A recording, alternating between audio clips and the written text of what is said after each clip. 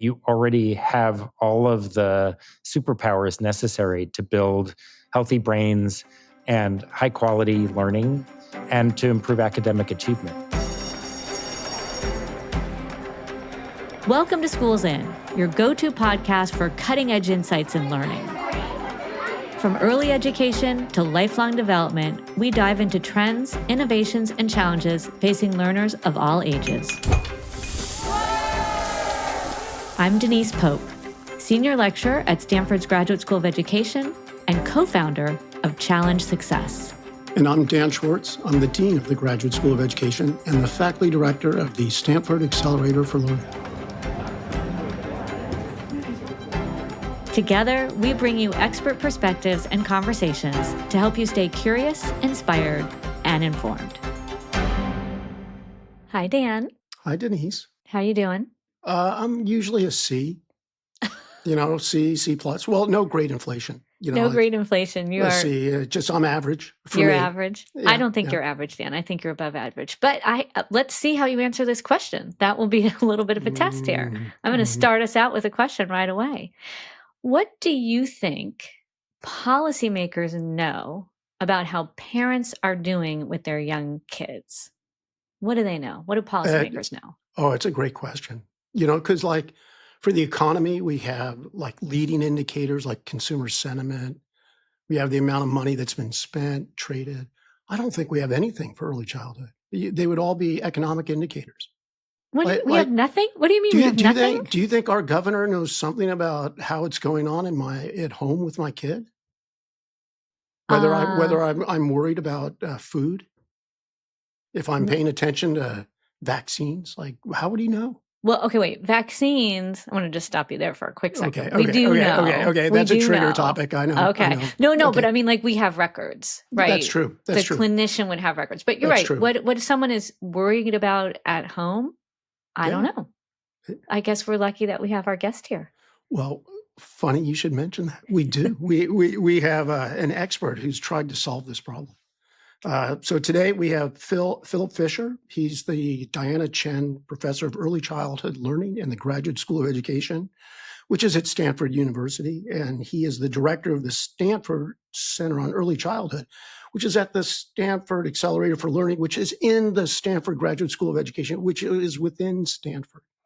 So Phil, welcome. Thank you. Pleasure to be here. I like the nested design. We've been talking about nesting and concentric circles a lot in our world these days. Yes. So how'd you solve it? I assume I'm right that policymakers sort of have no way of knowing how early childhood parenting is going on. Is this right? Or I would say no, not necessarily historically that policymakers have had no idea. What I would say for sure is that the information that policymakers have access to is often not particularly actionable. And it's not actionable because, number one, it's collected at very infrequent intervals. And also the information that's collected may not map on directly to policy decisions. So there are household surveys that are out there that ask parents about what's going on, but it's often the case that they're done 2 years apart, 5 years apart. And so once the information has been compiled and comes in, it's sort of already old. And it may not relate to actual decisions that policymakers might make. I see. So hence, RAPID turns out to be a very clever acronym because it's a fast survey. So what does RAPID stand for, Phil? And wait, let's just make it clear where you popped up with the name RAPID. This is one of Phil's major things that he does. Yes?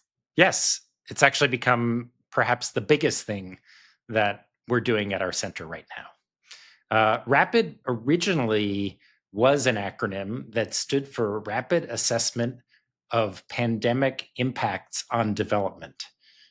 So it started at the outset of the pandemic as kind of an emergency response to what households with young children would be living through in the kind of unknown times that were happening. It we originally designed it and were lucky to be able to launch it with some funder support very quickly, and thought it would last for about 3 months.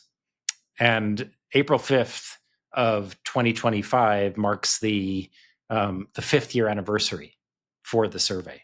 So we thought it was a very useful tool for understanding and making it known what households would be living through.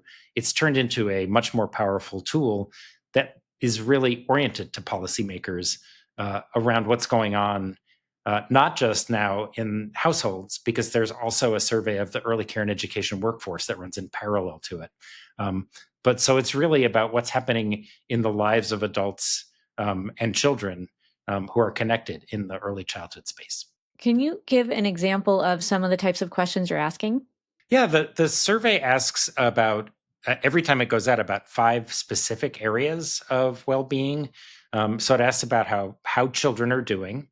It also asks how parents are doing for the household survey. Then we also, and one of our major areas that we've looked at consistently is economic hardship.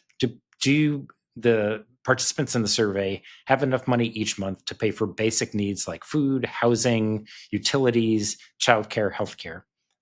It also asks about access to and utilization of healthcare and access to and utilization of childcare. So it's sort of a surround sound of what is going on in families around well-being and around how needs are being met or not being met. So just to make it really concrete, dear Dan, how is your well-being on a scale of 1 to 5? What is a question that you might have? So C. He's going to say C. Yeah, that's right. I'm a 3. it's a I'm C. a 3. It's about a C. It's average. Dear Dan, in the past month, since the survey now goes out on a monthly basis, how would you rate how you've been doing in terms of your stress level on a 1 to 5 scale?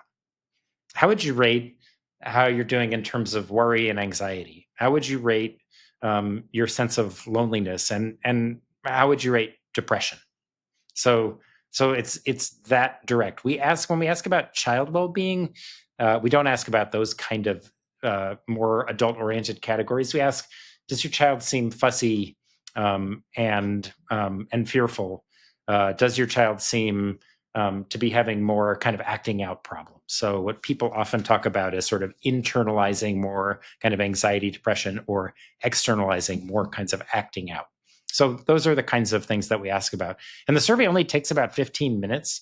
So we're not doing a deep dive questionnaire where we ask about these things 20 or 30 different ways with lots of questions. These are really just very focused kinds of questions that have what people call face validity. That is, we're asking about what it sounds like we're asking about. Oh, parent, this comes to me in an envelope. Does it like have a dollar in it? Like how? I'm not sure. I'm really stressed. I don't particularly want to answer this. Like how do you get people to do it? Great question. So when we designed the survey originally, in the early days of the pandemic, we knew a couple of things. We knew we needed to get data very frequently. As I mentioned, we started by this being a weekly survey, and it's since sort of gone to monthly.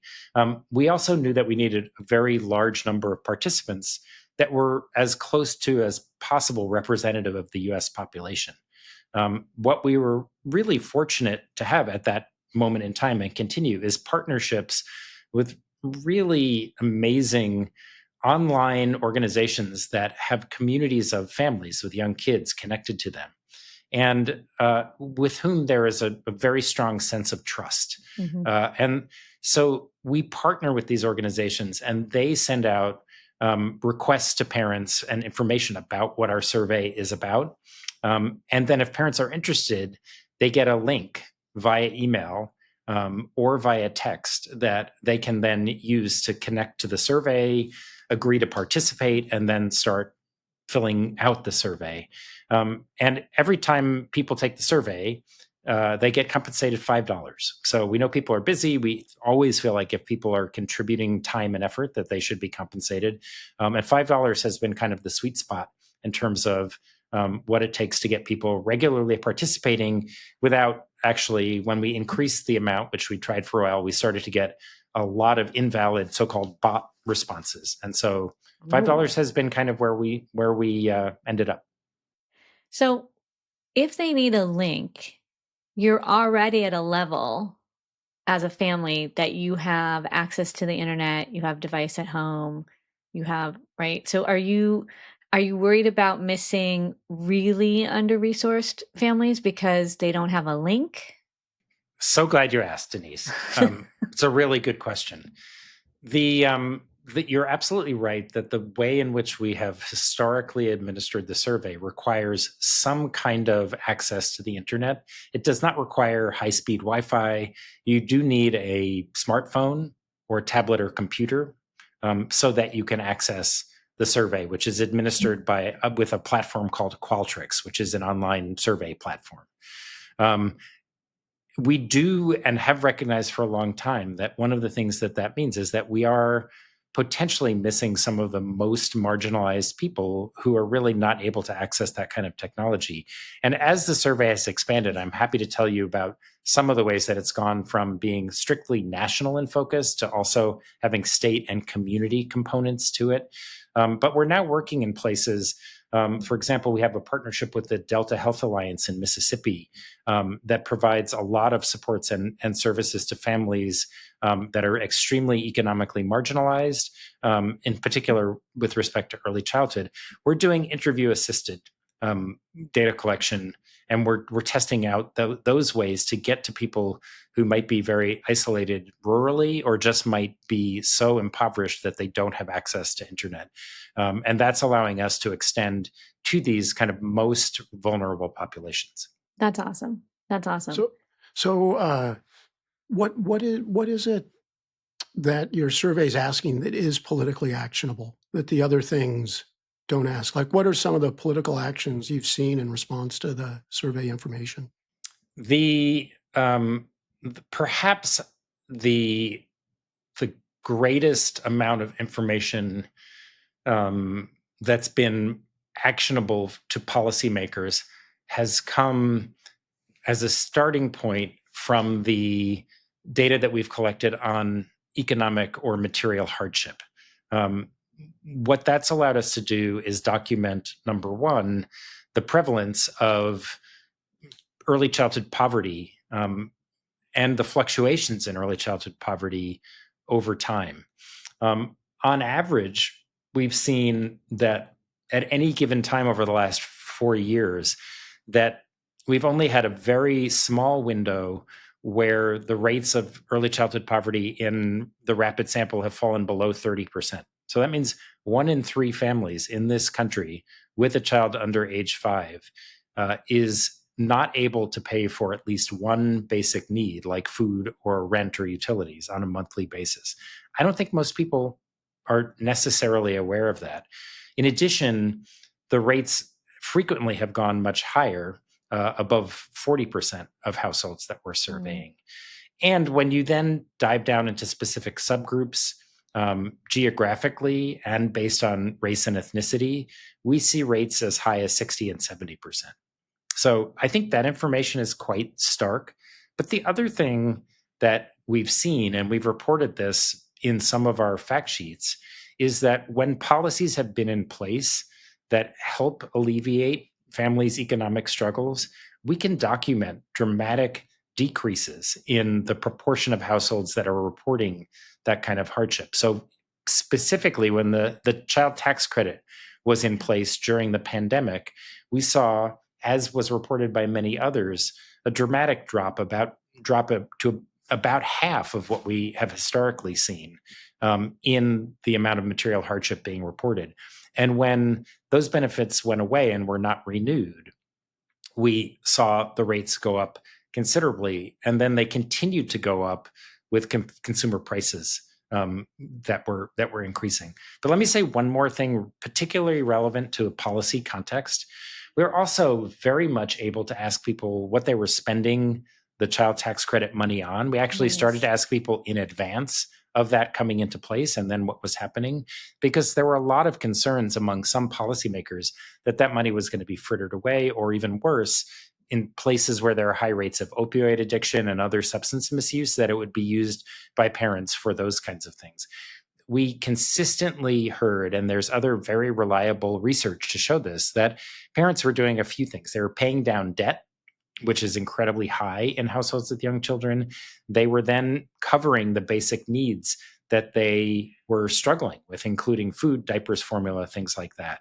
And to a certain extent, spending money on things like recreational activities for families, which are really critical for young kids to be able to have some of that. So not any evidence from ours and much other research that this funding was being used or sort of misappropriated by families, but rather that it was really filling in gaps that were critical.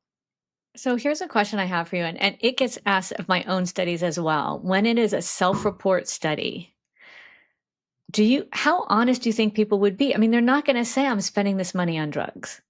So Correct. right? But I get asked that all the time. I get pushback all the time around self-report. So how would you answer that? There are some really interesting ways that people have been getting at this. Our survey does not provide us with more than self-report. Again, when you're trying to do like a large-scale survey, we can't use these methods. But for example, there are some studies involving basic income or what are called cash transfer payments to families on a monthly basis, where they can track, because the cash is being distributed through an electronic benefit card. And so they can track where those EBT expenses are coming from, and have been able to regularly identify. They're not being used at liquor stores. They're not being used in general to just withdraw cash, in which case we don't know where they're going. They're being used at grocery stores. They're being used at stores that have household goods and things like that. So I think, you're absolutely right. If somebody is using these kinds of extra income for nefarious purposes, it's a little bit hard to track. But I think the idea that that's probably an anomaly and that we have multiple sources of data to suggest that is fairly conclusive at this point. Can I make one more really quick point? Yeah. Because I think this has been one of the ways in which the survey data has been impactful from the perspective of policy. In our household survey, what we have found, some of our families just take the survey once or twice, but many of them have taken it multiple times across time. And for those families, when we identify that they report material hardship in a given month, and then we follow up the following month, we find elevated reports of parental distress in those 4 categories that I'm talking about. Mm. And then when we follow them further out in time, we find that in subsequent months, we see increases in child distress. Mm-hmm. So if you're a policymaker and you're worried about the well-being of children, or you're concerned and want to make sure that kids are doing okay, we're able to draw this direct link between how families are doing economically, how that's impacting parents, and then how that's being passed along to children. It's not rocket science. Like it's kind of the kind of scientific finding where you'd say, well, your grandmother could have told you that without any data. But the fact that we continue to find it, that it's a continuous drumbeat that we can show in our data in specific windows, and when we've added, and we have done this a few times, measures of child development, not just child well-being, we see that these patterns consistently remain. And so if you're interested in child well-being, then you're interested in parent well-being. And if you're interested in parent well-being, then you're interested in economic stability and security. It's so important. And I mean, although I think grandmother's instincts should lead to policy changes, right? They often don't. And someone needs to collect that data to show the policymakers the sort of no duh, right? Yes. Then say, hey, we need this. So absolutely. Maybe your grandmother. Okay, sure maybe not everyone's okay. No, that's amazing, Phil. That's really amazing. So Phil, you also mentioned that this doesn't just go to parents, but it goes to caregivers, daycare providers, early childhood educators. Is that right? Correct. Can you tell us a little bit about those findings? Yeah, we realized after about a year of the survey that we knew that we were missing a big chunk in the kind of the ecosystems of young children, because if we were just focusing on family, we were kind of missing these care environments where children were learning, were being taken care of, so that parents could work. So we started a parallel survey. I think the main finding that I really want to share about that survey is that I've been talking about the economic hardship of families and households with young children. It turns out that the rates of hardship the proportion of providers that are experiencing hardship is higher than what we see in families.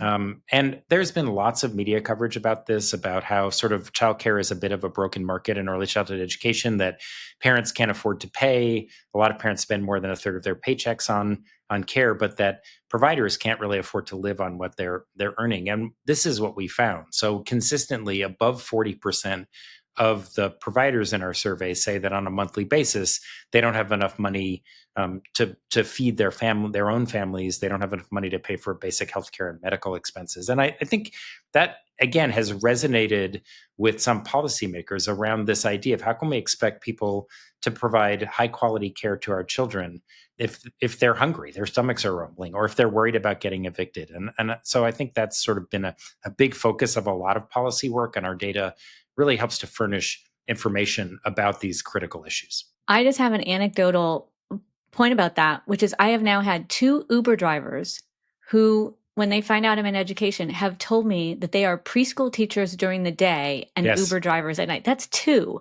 And I don't take Ubers all that much. So that tells you something. They are not getting enough. And they're wonderful. They seem like lovely people who would be fabulous childcare providers. And here they are staying up late, driving Uber because they can't live on their money. So we have a problem. It's a very good example. So, Phil, has it cashed out in political decision making? Yeah, I mean, here's a good example since we're talking about providers. So our survey has gotten the attention of not only policymakers kind of at very local levels, but also one example of this is in the state of Oregon. We had a meeting with the then governor, Kate Brown, who was tracking what we were putting out in the survey. And when she heard about the amount of hardship that caregivers were providing, or that what caregivers were experiencing, what she did was to make sure that the policies around pandemic relief efforts to childcare providers were available not just to pay for things like enhanced cleaning supplies or other ways to kind of make their centers more safe for children, but that they could use them to pay for basic needs. And that was not the original intention. It was kind of like, how do these centers keep their lights on, given that it's more expensive you're not getting payment from as many people whose kids are in your care because people are staying home. And it really changed the policy to make it more oriented to the kind of the more holistic needs of the care and education environment. And we hear lots of stories like that.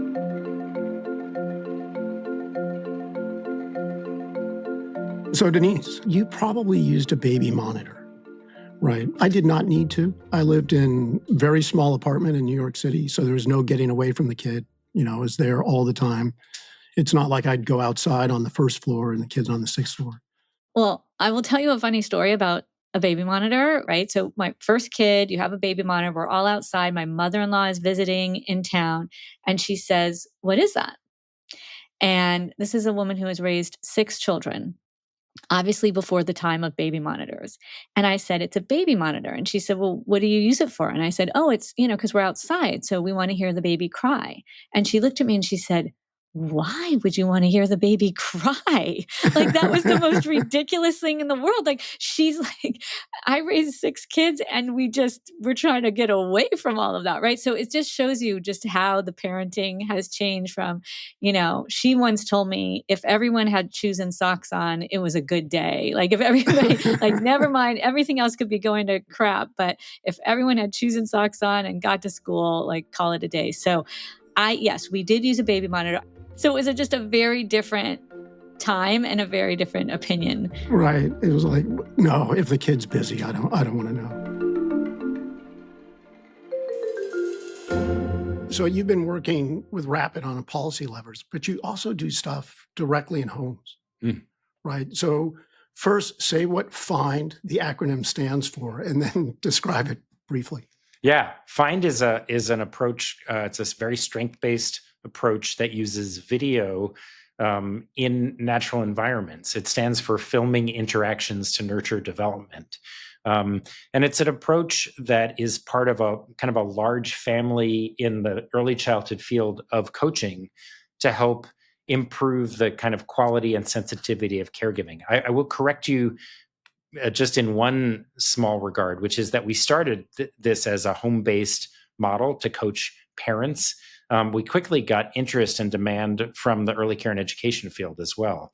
And so we've actually implemented Find not only in family context, but also in the context of childcare and early education environments. In fact, we've actually done a statewide implementation over the last many years in Washington State of a system called Early Achievers, which is a coaching system for both home and center-based providers in Washington State.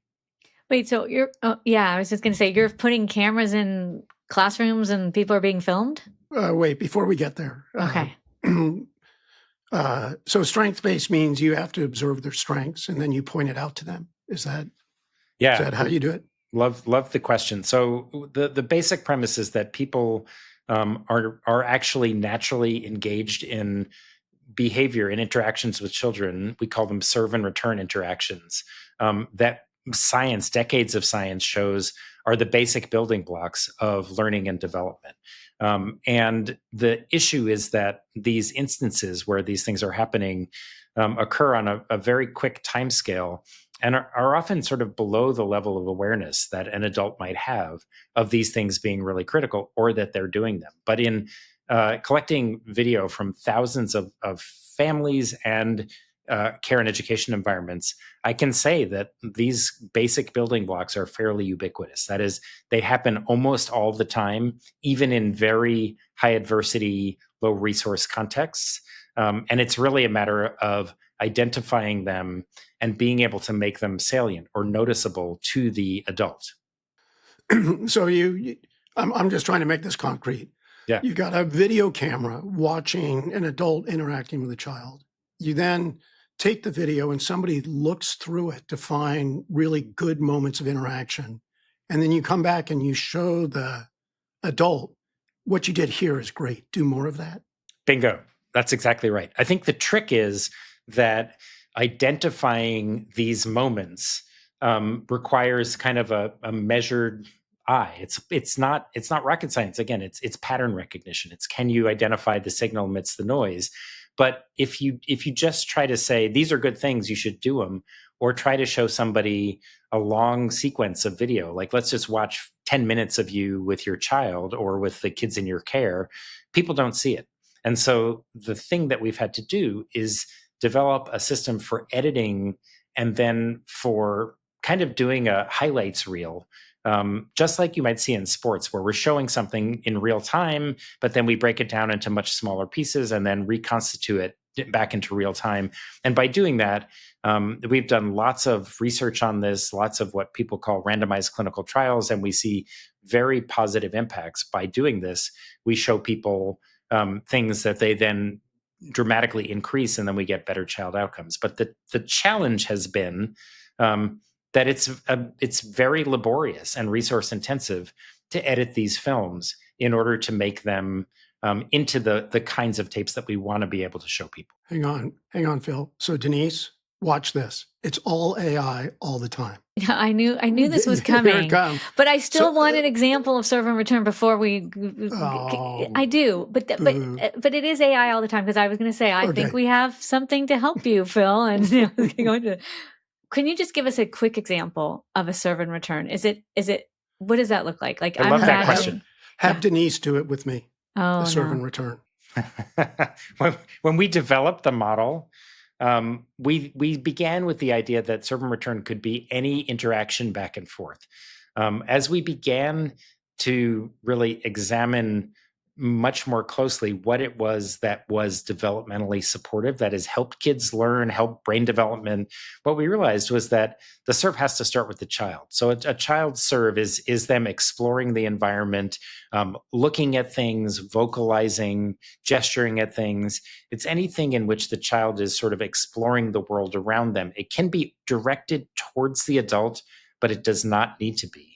And a return is when the adult notices what the child's doing, acknowledges it, and responds in some way that makes the child understand, I see you, I hear you, I understand what's going on. So it might be, for example, Denise, that you say, Dan, look, it started to rain outside.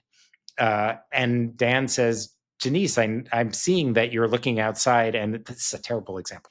No, I like I I'm see. sloshing. Let's say I'm sloshing around in the puddles, which is Sorry, probably are you- getting Dan annoyed. Who's the kid? in Yeah. this? I'm the kid. Yeah. Oh, okay. I'm going outside and I'm sloshing in puddles without Denise, boots on. Denise, knock it off. And then Phil would come in and say, Dan Schwartz, no, because he's only looking at the good. So he Only would the have good. nothing to say about that, Dan, because that is not good. Okay. I would say, wow, look at how big your splashes are. That's exactly right. So you're splashing around, you're exploring the world, and you're actually exploring what happens. And Dan's done a couple of really good things.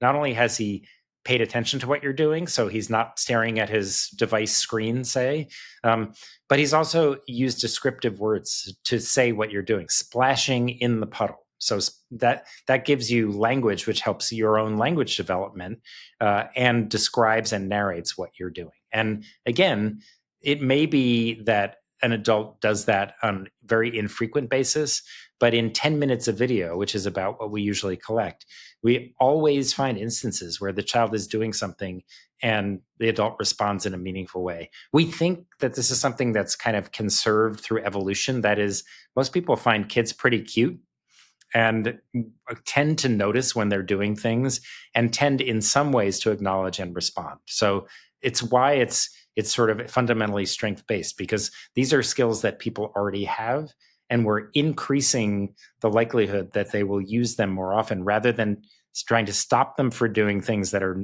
not productive or kind of a deficit model that they don't know what to do and we have to teach them. I love that it's kind of innate too. It is, That's so cool. Go ahead, Dan. I don't know. It's very different than when I taught middle school. Right. It's like, stop that. Sit down. You were returning a serve still, Dan. Stop that. Right. Yeah, he does that with us. Super, super fascinating. So I have to go all AI all the time for a second. So, coding video, like if you're a researcher and you have these videotapes, coding is like an hour for every 5 minutes. So this must be, it seems very time consuming, expensive to look at the videotapes. So AI, are you using it? Yes, it's not only time consuming and expensive, it's also sort of an ethical conundrum, because if you're a researcher, you might be able to get more research assistance. But if you're a community-based organization, you're trying to help families or teachers, and you're spending your money having people edit videos, people might object and say you should be spending this time with the people who are working with the kids. Stanford has incredible resources around AI and machine learning. And since I've gotten to Stanford, together with a colleague, Lauren Klein, we've been working with faculty member Nick Haber. And what we're doing is to train machine learning models to be able to identify these patterns automatically, not only to be able to say, here's where it is, but to be able to then, using computer vision, actually create transcripts that describe what's happening, which is what our editors have had to do previously by typing stuff in, and to just to transcribe the words that are being spoken in that instance. And so what we're on the cusp of being able to do is really take the human out of the part of this program that's been our major barrier to scale, and only have the human efforts be oriented to reviewing what the machine learning models find, and then essentially be able to fine tune them for use in these kind of coaching contexts. So it's really been remarkable. And we've been at this for just over 2 years. And the fact that we're ready to start trialing this with industry partners who are interested in using these techniques on like parenting apps and things like that, to me is really remarkable. It just shows, number one, the resources we have here at Stanford, but also how quickly this field of AI and machine learning is evolving. These are intellectual resources. Phil has no money. It's intellectual collaborations. So True. Phil, I don't even know what that means, but anyway,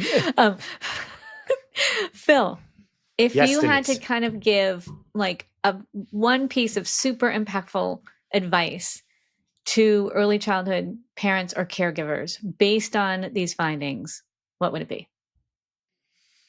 It would be tune into your child, to the children in your care, notice what they're doing, and use language to interact with them. It would also be that you already have all of the superpowers necessary to build healthy brains and high quality learning, and to improve academic achievement. You just may not know that you already have them, but they're there. And if you use them, it's going to help your child be smarter, be more successful in all domains of life. I love that. Dan, what did you learn from this episode? It's my favorite question to Dan. well, See if he's really been listening. Well, I learned a lot. Yeah. A lot, but I think my task is to do an abstract summary.